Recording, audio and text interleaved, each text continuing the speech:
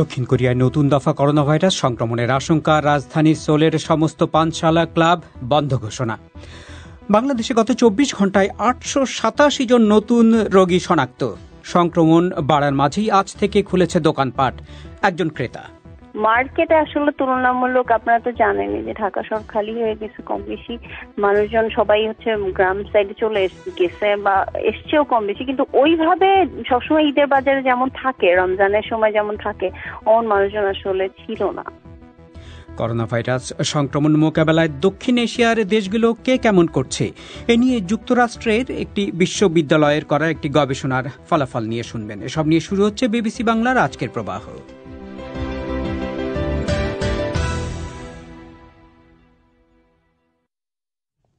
রেডিওর পাশাপাশি আপনারা লাইভ এই অনুষ্ঠান শুনতে পাচ্ছেন আমাদের ওয়েবসাইটের ঠিকানা www.bbcbangla.com। আজকের প্রবাহে আপনাদের স্বাগত জানাচ্ছি শাকিল আনোয়ার। দক্ষিণ কোরিয়ায় নতুন করে করোনা ভাইরাস সংক্রমণের আশঙ্কা দেখা দিয়েছে। রাজধানী সোলের যে এলাকায় সন্ধ্যার পর আমোদ ফুর্তির জন্য মানুষজন ভিড় করে, সেখানে যাওয়া এক যুবকের সূত্রে কমপক্ষে 2 ডজন মানুষ ভাইরাসে আক্রান্ত হওয়ার খবরে এই আতঙ্ক সেখানে দেখা দিয়েছে। সোলের সমস্ত পানশালা ক্লাব আপাতত বন্ধ করে দেওয়া হয়েছে। দক্ষিণ কোরিয়ায় নতুন করে আজ 34 জন রোগী শনাক্ত হয়েছে, যে সংখ্যা এ মাসে একদিনে আক্রান্তের সর্বাধিক সংখ্যা। প্রেসিডেন্ট মুন জে ইন তার দেশের জনগণকে সাবধান করেছেন যে সুযোগ করে দিলে করোনা ভাইরাস তার দেশে নতুন করে বিস্তার লাভ করতে পারে। এ বিষয়ে আরও শুনুন মানসী বড়ুয়ার কাছে। ফেব্রুয়ারি মাসে প্রথম সংক্রমণ ধরা পড়ার পর দেশের কিছু অংশে ব্যাপক হারে করোনা ভাইরাস ছড়িয়ে পড়েছিল দক্ষিণ কোরিয়ায়। ওই প্রাদুর্ভাব নিয়ন্ত্রণে আনতে দেশটিকে ব্যাপক উদ্যোগ নিতে হয়েছিল, তবে দেশটি সম্পূর্ণভাবে লকডাউনেও যায়নি। 30 এপ্রিল তারা ঘোষণা করে যে দেশের ভেতরে সেদিন নতুন করে একজনও কোভিড-19 সংক্রমিত হয়নি। এটাকে দেখা হচ্ছিল দেশটির জন্য একটা যুগান্তকারী সাফল্য হিসাবে, কারণ এই ভাইরাসের প্রাদুর্ভাবের গোড়ার দিকে বিশ্বের অন্যতম হটস্পট ছিল দক্ষিণ কোরিয়া। দক্ষিণ কোরিয়া এই ভাইরাস মোকাবিলায় সাফল্যের উদাহরণ হয়ে ওঠে, কিন্তু সংক্রমণ মোকাবিলায় দক্ষিণ কোরিয়ার সেই সাফল্য নতুন করে হুমকিতে পড়েছে। রাজধানী সোলের যে এলাকায় সন্ধ্যার পর আমোদ ফুর্তির জন্য মানুষজন ভিড় করে, সেখানে যাওয়া এক তরুণের সূত্রে কমপক্ষে 2 ডজন মানুষ ভাইরাসে আক্রান্ত হওয়ার খবরে এই আতঙ্ক দেখা দিয়েছে। ওই তরুণ যেসব জায়গায় গিয়েছিল, এখন স্বাস্থ্য কর্তৃপক্ষ সেসব জায়গায় গিয়ে থাকতে পারে সম্ভাব্য এমন 1510 জনকে পরীক্ষা করার জন্য খুঁজছে।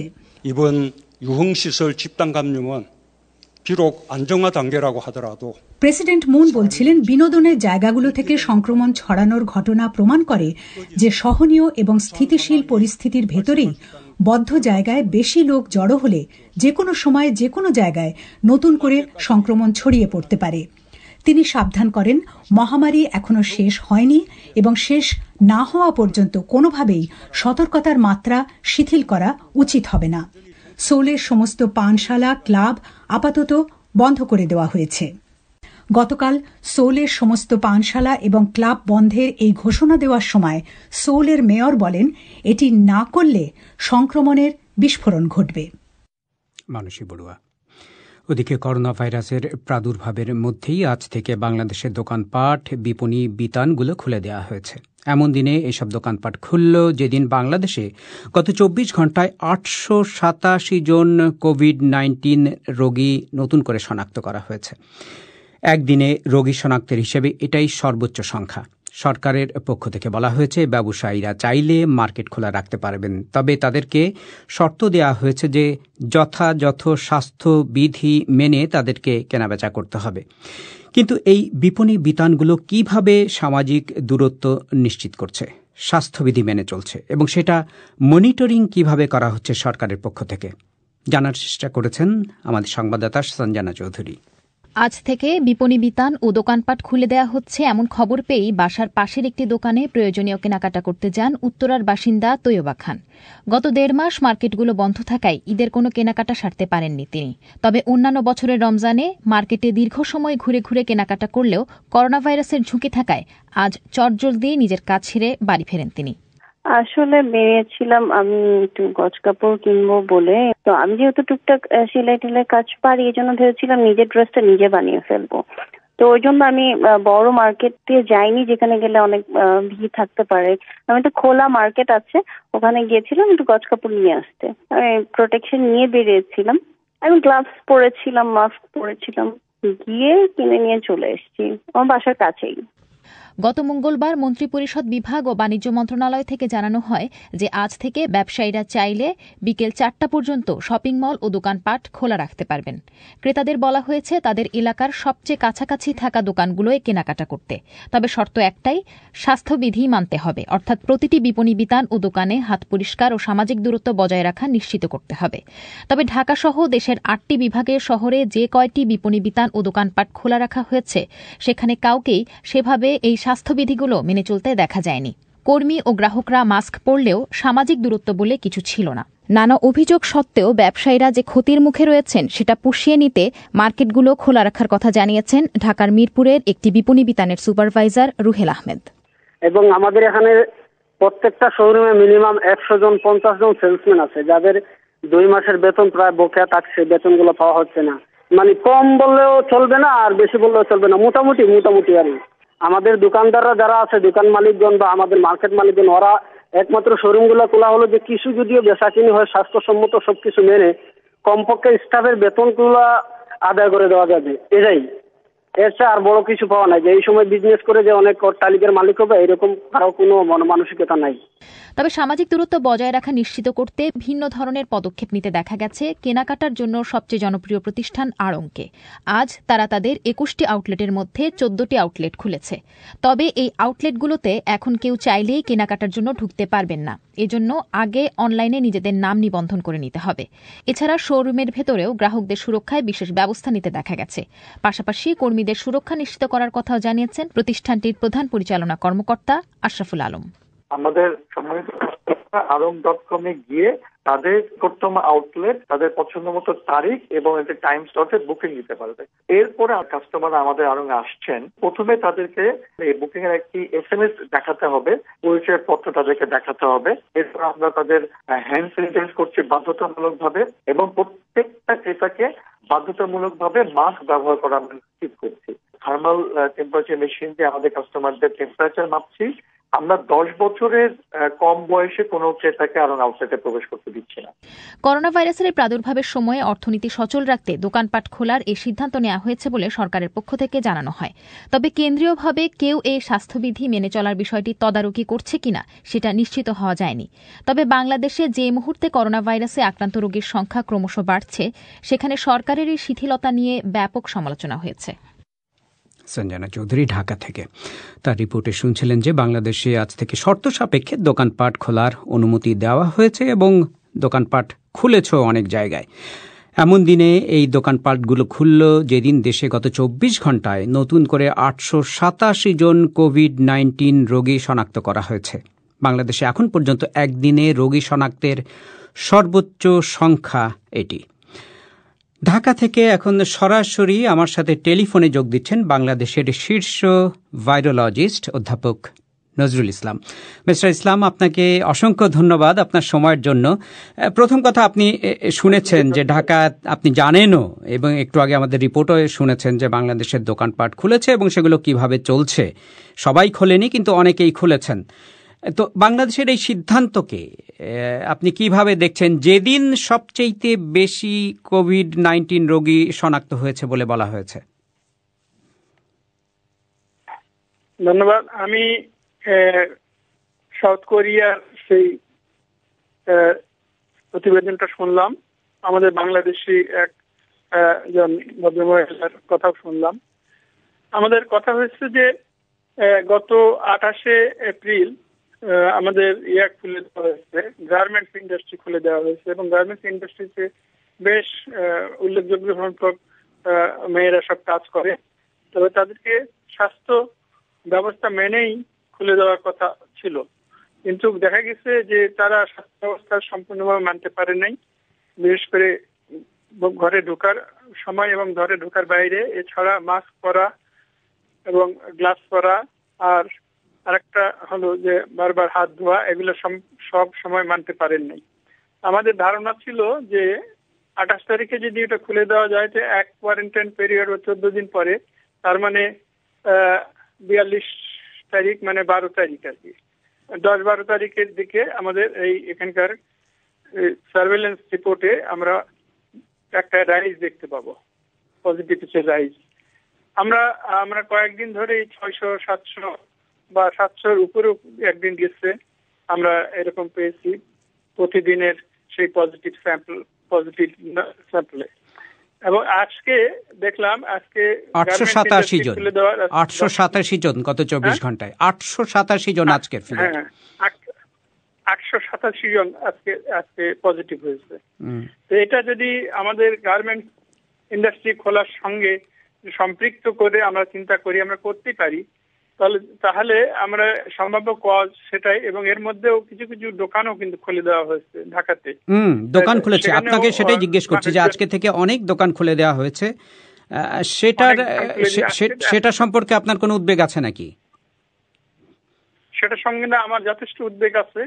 এখানে স্বাস্থ্যবিধি প্রপারলি মানা হচ্ছে না বা সম্ভবও না, কারণ আমাদের দেশের মানুষের আচার ব্যবহার এমন যে তারা সব সময় এটা সবাই মানে চলে না, বেশ কিছু মানুষ এটা অমান্য করে। আর এখন যদি আমরা দেখি পরপর 887 জন হয়েছে, এরপরে যদি আরো বাড়তেই থাকে তাহলে আমরা এই ভাবটাকে সম্পৃক্ত করতে পারবো আমাদের গার্মেন্টস ইন্ডাস্ট্রি খোলার সঙ্গে এবং আমাদের দোকানপাট খুলে দেওয়ার সঙ্গে। সেজন্য আমরা মনে করছি যে এই সময় যে সিদ্ধান্ত নেওয়া হয়েছে সরকারের, সেই সিদ্ধান্তটা আমাদের দেশের জন্য একটা ঝুঁকিপূর্ণ সিদ্ধান্ত। কিন্তু এখন প্রফেসর ইসলাম, একই সাথে তো এটাও ঠিক যে মানুষজন অস্থির হয়ে পড়েছেন, অর্থনীতি একদম স্থবির হয়ে গেছে, সামনে ঈদ, প্রচুর মানুষজন এসব দোকানপাটে কাজ করেন, তাদের কিছু পয়সা কড়ি দরকার ঈদের সময়। তো এই বাস্তবতাগুলোও তো মেনে নিতে হবে নাকি, যেটা সারা পৃথিবীতেই দেখা যাচ্ছে? এই বাস্তবতাটা মেনে নিতে হবে, এটা মানা আমাদের উচিত বটে। কিন্তু জিনিসটা হয়েছে যে বাস্তবতা মানলেও স্বাস্থ্য ব্যবস্থা মেনে চলে যদি বাস্তবতাটাকে মেনে নেওয়া যেত তাহলে সুবিধা হতো। আমাদের দেশে এই জিনিসটারই অসুবিধা যে আমরা আমাদের ইকোনমিক অসুবিধার কথাটা ভালো করে আমরা ফিল করি এবং ফিল করা উচিত, এটা বিরাট একটা দিক জীবনের। কিন্তু তার সঙ্গে যে স্বাস্থ্যবিধি মেনে চলাটা, সেই জিনিসটা আমরা মানতে পারি না। আমাদের দেশের জনসাধারণ এই একটা অসুবিধা। অধ্যাপক ইসলাম, সরকারের পক্ষ থেকে বলা হয়েছে যে এই দোকানপাট খুলতে পারেন কিন্তু দোকানগুলোকে স্বাস্থ্যবিধি মেনে চলতে হবে। যদিও খুব পরিষ্কার নয় যে স্বাস্থ্যবিধি শব্দটা খুবই অপরিষ্কার একটি ধারণা আর কি। আপনার কাছে কি মনে হয় যে এই স্বাস্থ্যবিধি বাংলাদেশের বাস্তবতায় সঠিক এই দোকানদাররা মেনে চলতে পারবেন, ক্রেতারা সেটা মানবেন এবং সরকার সেটাকে মনিটর করতে পারবে, সেটা যেন মানা হয় সেটা নিশ্চিত করতে পারবে? এই স্বাস্থ্যবিধি কথাটা খুব প্রপারলি স্পেসিফাই করা হয় নাই যে স্বাস্থ্যবিধিটা কি। তবে সাধারণ মানুষ এখন জেনে গেছে যে স্বাস্থ্যবিধিটা কি। মাস্ক পরা, তারপরে গ্লাভস পরা, হাত ধোয়া, চোখে মুখে হাত না দেওয়া, একটা ডিস্টেন্স মেনটেন করা, এগুলো মানুষ এখন মোটামুটি শিখে গেছে। কিন্তু আমাদের পপুলেশনের একটা মজা হচ্ছে যে পপুলেশনের বিরাট অংশ কোনো কিছু মানতে চায় না। এখন যে দোকানে বড় বড় বিপণী বিতানে এইসব কি মেনে চলবে, আর সরকার এটাকে দেখতে পারবে, সুপারভাইজ করতে পারবে বলে আমি সন্দেহ পোষণ করি। হয়তো সরকার এরপরে 2-1 দিন পরে আর কি সিদ্ধান্ত নেয় সেটাও দেখার বিষয়। সরকার কিন্তু মানুষের ইকোনমিক কন্ডিশনের কথা ভেবেই এই সিদ্ধান্তটা দিয়েছে এবং সেটা মানুষের সাহায্যের জন্যই। কিন্তু আমরা যদি সেই জিনিসটাকে ঠিক মতন উপলব্ধি করে ঠিক মতন ভাবে ঠিক মতন পরিচালিত না করতে পারি তাহলে আবার তো করোনা ভাইরাস সংক্রমণের ঝুঁকি বেড়ে যাবে। আপনার এই প্রসঙ্গে আপনাকে জিজ্ঞেস করতে চাই, আপনি নিশ্চয়ই শুনেছেন যে দক্ষিণ কোরিয়া কিন্তু নতুন করে সংক্রমণের ঝুঁকি তৈরি হয়েছে এবং যে দেশটিকে একটা উদাহরণ হিসেবে দেখা হচ্ছিল যে তারা খুবই ভালো ম্যানেজ করেছে, সেই দেশেই আবার স্বীকার করছে যে না, একটু শিথিল করাতে আবার নতুন করে সংক্রমণ দেখা দিয়েছে এবং রাজধানী সোলের সমস্ত ক্লাব বার গতকাল থেকে বন্ধ করে দেওয়া হয়েছে। এটা কত বড় উদ্বেগের খবর। এবং একই সাথে জার্মানি থেকেও আমরা যেটা খবর পাচ্ছি আজকে, যে জার্মানিতেও সংক্রমণ বাড়তে শুরু করেছে, এরকম ইঙ্গিত পাওয়া যাচ্ছে শিথিল করার সাথে সাথে। দক্ষিণ কোরিয়া একটা সারা পৃথিবীর মধ্যে একটা এক্সাম্পল সৃষ্টি করেছিল করোনা ভাইরাস কন্টেইনমেন্টের জন্য, করোনা ভাইরাস কন্ট্রোলের জন্য। কিন্তু সেই দক্ষিণ কোরিয়াতে আবার যে আপনি বললেন যে পানশালাগুলো খুলে দেওয়ার জন্য, এবং সেখানে মানুষ খুলে দিয়েছিল, তারা আবার বন্ধ করে দিয়েছে আবার নতুন করে। কিন্তু হ্যাঁ, তারা আবার বন্ধ করেছে। অর্থাৎ দক্ষিণ কোরিয়া অত্যন্ত এফিশিয়েন্ট এসব কন্ট্রোলে, এটা আমরা আগে দেখেছি, এবং এরা যে পরবর্তী সিদ্ধান্ত নিয়েছে এটাও তাদের এফিসিয়েন্সির একটা উদাহরণ। আমাদের দেশেও এই জিনিসটা সরকার করেছে। এখন সরকার হয়তো দেখবে, সরকার অত্যন্ত সেন্সিটিভ যে মানুষজনের একটু ইকোনমিক কন্ডিশন ভালো হোক, এটা চাচ্ছে সরকার। কিন্তু সেই হিসাবেই কিছু কিছু জিনিস খুলে দিয়েছে, এবং স্বাস্থ্যবিধি মেনে যেটাকে খুলে দেওয়ার কথা সেটাই সরকারের নির্দেশে আছে।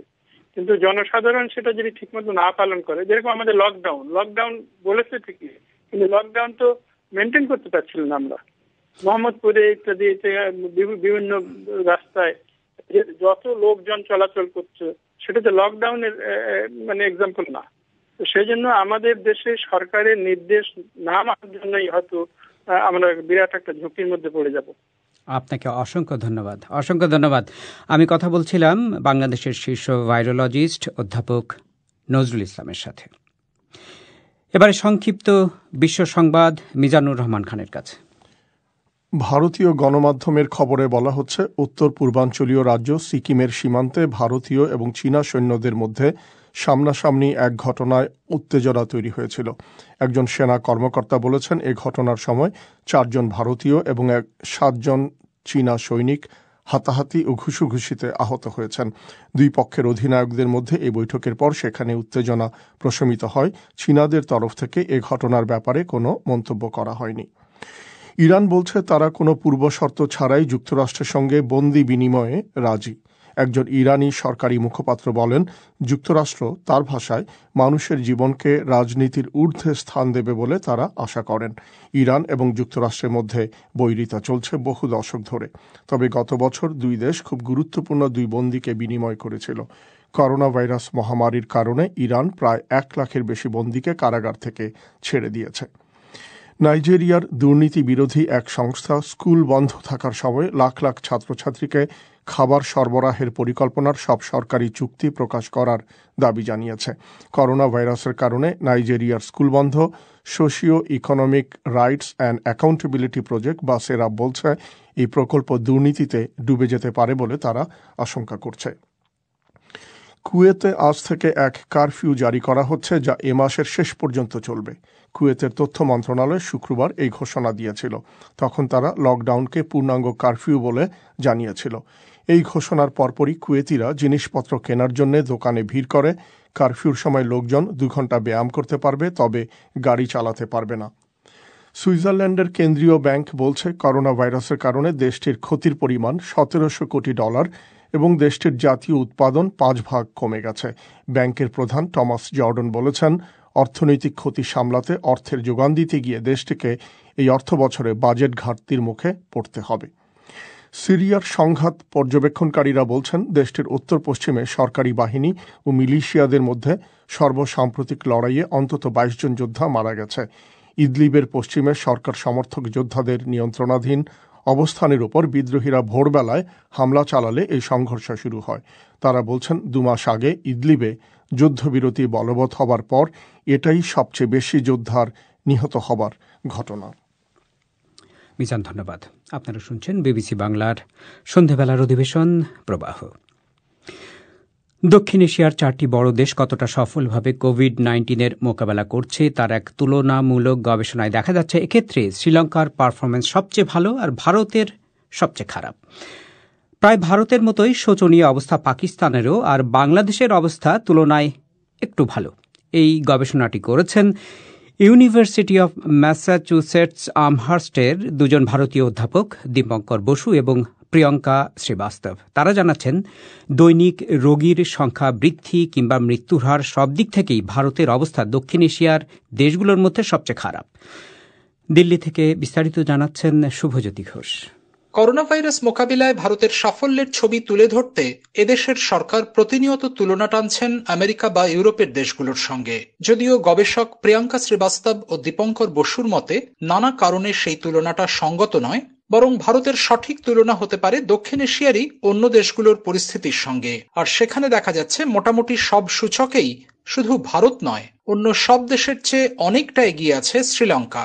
It was on the 26th of January where the task force was formed, and thereafter the first patient was found on the 11th of March. শ্রীলঙ্কাতে কোভিড মোকাবেলায় গুরুত্বপূর্ণ দায়িত্বে আছেন সেনা commander lieutenant general Shavendra Silva. তিনি জানাচ্ছেন, যদিও আমাদের প্রথম রোগী শনাক্ত হয় মার্চের 11 তারিখে, আমরা কিন্তু কোভিড টাস্ক ফোর্স গড়ে তুলেছিলাম জানুয়ারির 26-এই। উহান থেকে তখনই আমরা 34 জন ছাত্রকে বিশেষ বিমানে ফিরিয়ে আনি। তাদের জন্য কোয়ারেন্টাইন সেন্টার তৈরি করে আর্মি। এখন আমাদের দেশের 3/4 এলাকা লকডাউনের বাইরে, সেখানে সবকিছুই স্বাভাবিকভাবে চলছে। আমরা দেশবাসীকে সামাজিক দূরত্ব বজায় রাখার গুরুত্ব বোঝাতে পেরেছি, বেস্ট প্র্যাকটিস অফ মেডিসিন বোঝাতে পেরেছি। To convince the people of our country about the social distancing, the best practices of medicine. শ্রীলঙ্কায় শিক্ষার হার খুবই বেশি। সেটা যদি মানুষকে বোঝানোর ক্ষেত্রে দারুণ কাজে এসে থাকে, তাহলে আবার সেই একই কারণে ভুগতে হয়েছে পাকিস্তানকে। ইসলামাবাদে পাকিস্তান ইনস্টিটিউট অফ মেডিকেল সায়েন্সের doctor Nasima Akhtar. Most of the rural areas and in the places which are very much crowded and the literacy rate is not that high, we need to convince them. So I feel that there is a lot more to do in the coming days. Doctor Akhtar বলছিলেন, গ্রামীণ এলাকায় কিংবা শহরেরও ঘিঞ্জি এলাকায় যেখানে সাক্ষরতার হার কম, সেখানে মানুষকে বোঝাতে আমাদের যথেষ্ট বেগ পেতে হয়েছে। অনেক জায়গায় আমরা যে ব্যর্থ হয়েছি তাতেও সন্দেহ নেই। এই যেমন রোজার পবিত্র মাসেও সবাই মসজিদে নামাজ পড়তে যেতে চাইছেন, আমরা আটকাতে পারছি না অনেক ক্ষেত্রেই। Everybody wants to go to the mosques and it's a very sacred month for all of us. মার্কিন বিশ্ববিদ্যালয়ের গবেষকরা দেখেছেন, দক্ষিণ এশিয়ার 4টি দেশ তাদের 50তম রোগী রিপোর্ট করার পর পরবর্তী 40 দিনে কিভাবে সেই দেশগুলোতে সংক্রমণ ছড়িয়েছে। এখানেও সেরা পারফরমার শ্রীলঙ্কা। তাদের মোট রোগী শুধু ভারত পাকিস্তানের চেয়ে অনেক গুণ কম নয়, দৈনিক বৃদ্ধির হারও গত বেশ কিছুদিন ধরে কমছে। ভারত পাকিস্তান এখানে চলেছে প্রায় পরস্পরের সঙ্গে পাল্লা দিয়ে। তুলনায় সামান্য ভালো অবস্থানে বাংলাদেশ, যদিও সেখানে মহামারীর প্রাদুর্ভাব শুরু হয়েছে একটু দেরিতে। The lockdown itself was announced without any consultation with states, and I've spoken to bureaucrats in different states who said not even the chief secretaries of states. Brown ইউনিভার্সিটির ফিল্ড গবেষক অনিন্দিতা অধিকারী বিবিসি বাংলাকে বলছিলেন, ভারতে রাতারাতি লকডাউন জারি করা হয়েছিল রাজ্যগুলোর সঙ্গে কোনো আলোচনা ছাড়াই। বহু রাজ্যের আমলারা আমাকে বলেছেন, তাদের মুখ্য সচিবরাও এই লকডাউনের ব্যাপারে ঘুণাক্ষরেও কিছু জানতেন না। স্বাস্থ্যগত দিক থেকে লকডাউন হয়তো জরুরি ছিল, ছোট একটা দেশে সেই ফর্মুলা হয়তো খেটেওছে, কিন্তু যেভাবে কোনো সমন্বয় ছাড়া ভারতে কেন্দ্রীয়ভাবে এটা চাপিয়ে দেওয়া হয়েছিল, সেটা ছিল নিশ্চিতভাবেই একটা বিপর্যয়ের recipe. It was a disaster for what was going to ensue. দক্ষিণ এশিয়ার কোন দেশে কোভিড কতটা প্রাণঘাতী চেহারা নিয়েছে, দীপঙ্কর বসু ও প্রিয়াঙ্কা শ্রীবাস্তব তাদের গবেষণায় সেটাও দেখিয়েছেন। বাংলাদেশে মৃত্যুর হার শুরুতে সাংঘাতিক বেশি হলেও মাসখানেকের মধ্যে তারা সেটা 2% নিচে নামিয়ে আনে, আর শ্রীলঙ্কায় এখন সেটা মাত্র 1% মতো। ভারত ও পাকিস্তানে কিন্তু মৃত্যুর হার এখনো বেড়েই চলেছে, এবং 4টি দেশের মধ্যে ভারতেই এই মুহূর্তে সেই হার সর্বোচ্চ, যা 3.5%-এরও বেশি। শুভজ্যোতি ঘোষ, দিল্লি থেকে। এবারে শোনা যাক বাংলাদেশের সোশ্যাল মিডিয়ায় আজ মানুষ কি কি বিষয় নিয়ে প্রধানত কথা বলছেন। আফরোজা নীলা। ধন্যবাদ শাকিল। সামাজিক মাধ্যমে আলোচিত খবরগুলো নিয়ে হাজির হয়েছি আমি আফরোজা নীলা, সঙ্গে আছেন আমি ফয়সাল তিতুমির। নীলা, আজ করোনা ভাইরাসের পাশাপাশি মা দিবস নিয়ে সামাজিক মাধ্যমে সবাই বেশ সরব বলা যায়। প্রায় সবাই মাকে নিয়ে লিখেছেন, ছবি পোস্ট করে মা দিবসের শুভেচ্ছা জানাচ্ছেন। তবে ক্রিকেটার সাকিব আল হাসান মা দিবস উপলক্ষে যে পোস্ট করেছেন সেটা বেশ শেয়ার হচ্ছে ফেসবুকে। তিনি সকল মায়েদের ত্যাগ আর সন্তানের প্রতি তাদের যত্নের কথা উল্লেখ করে লিখেছেন যে এই করোনা ভাইরাস মহামারীতে মায়েদের বিশেষ যত্ন নেয়া সন্তানের কর্তব্য। বয়স্কদের যে করোনা ভাইরাসে সংক্রমিত হওয়ার সম্ভাবনা অনেক বেশি, তাদের সামাজিক দূরত্ব এবং পরিষ্কার পরিচ্ছন্নতার নিয়মগুলো মেনে চলার কথা মনে করিয়ে দিতে হবে, সেটা উল্লেখ করেন তিনি। এ নিয়ে মারিয়া মারিন মন্তব্য করেছেন, পৃথিবীতে কেউই স্বার্থহীন নয়, প্রতিটি সম্পর্কেই কম বেশি স্বার্থ থাকে, শুধুমাত্র মায়ের ভালোবাসাটাই নিঃস্বার্থ। একজন মাই পারেন সন্তানকে কোনো স্বার্থ ছাড়া ভালোবাসতে। মোহাম্মদ আবদুল্লাহ আল সাকিব লিখেছেন, শুধু একদিন ভালোবাসা যত্ন নিলেই হবে না, প্রতিটি দিন নিতে হবে, কারণ মা হচ্ছে জান্নাত। মুশফিক প্রত্যয়ের মন্তব্য, হাজার মানুষকে নিয়ে হাজারটা চাকচিক্যময় পোস্ট দেয়া হলেও মাকে নিয়ে লিখতে গেলে কেমন যেন খুঁজে পায় না, কি লিখব, মানে এই শুরুর কোনো সংজ্ঞা হয় না। নাহিদুল আলম নাহিদ তিনি লিখছেন, স্কুল জীবনে একটা স্যার আমাদেরকে প্রায়ই বলতেন, পৃথিবীতে যদি কেউ তোমাকে নিঃস্বার্থভাবে ভালোবাসেন সেটা হচ্ছে তোমার মা।